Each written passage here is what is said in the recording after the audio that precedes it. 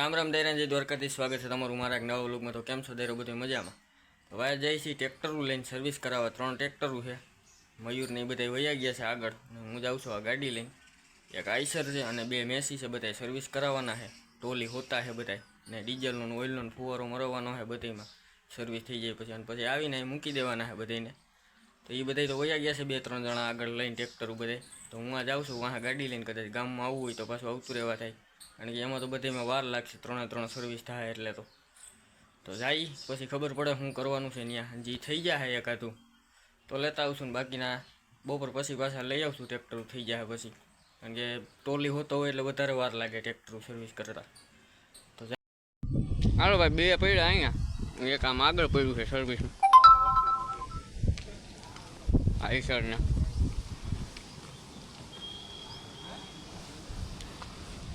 અને આ 2 ડ્રાઈવરું આપણા વાળું આવે છે આમથી કપિલ કાકા। આનો કઈ વાળો આવે બે કપિલ કાકા ઉડાડે એ બમ્ફર ઉપર જ હોય। જોવો તમે બમ્ફર જોઈને એનું કહી દો કાંઈ કેમ હાલે છે આપણું હાઈટ હાલે વાહે તારું નહીં, તારું ઘીરે હકેલીને મૂકી દીધું દીકરા, ઘીરે ઢાંકીને પોતે ભાઈ ને। હવે નવું ટ્રેક્ટર છે એની પાસે, હકેલીને મૂકી દીધું અને અટાણે આપણા લઈને રખડી। આ 2 બાકી રહ્યા છે, હજી જોકે પડ્યા છે। તારે થઈ ગયું ને સર્વિસ?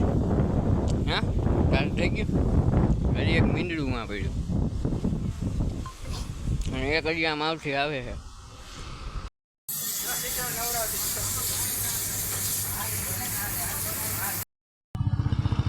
હાલો ભાઈ, આ પડ્યા અહીંયા,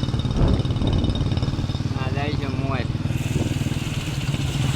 આ એક થઈ ગયું, બાકી છે 2।